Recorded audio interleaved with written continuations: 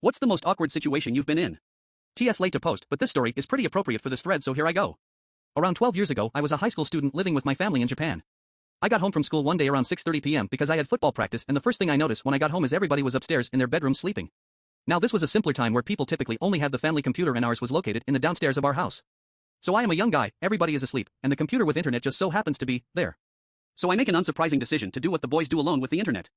Now I remember this little play session was going better than usual when all of a sudden the doorknob to the computer room, that didn't have a lock, turned.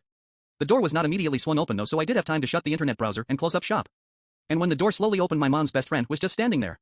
Now I may have closed up shop, but I am sitting in front of a blank computer screen in the dark with my pants by my feet, so nobody is fooled about what I was doing. And at this point my mom's best friend just says, "Oh, excuse me," and she goes to our living room where she would be staying for the night, and she turns on the news. Now for the next 20 minutes I am just sitting in the computer room crushed by my discomfort, thinking over and over again how I will just go up to my room and we would never talk about this again.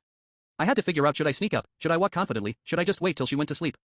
Fortunately I would not have to walk through the living room to get to the stairs, but it still takes me a while to build up the courage and choose the way to go. When I finally get the courage to move, I walk quietly but with enough confidence as to say I did nothing wrong, so when I placed my foot on the first stair she hears me and says my name. I stop just long enough to be completely consumed by fear and discomfort, thinking she is going to want to talk about what just happened, but I man up and I poke my head around the corner to say, "Yes." Now she looks at me completely serious, takes a moment to choose the right words and says, "The World Trade Center and the Pentagon have just been hit by airplanes." And of course, because my luck has not been bad enough yet, at this moment that the newscaster comes on and says, "This is just like the Kennedy assassination where everybody is going to remember exactly where they were when it happened. Never forget."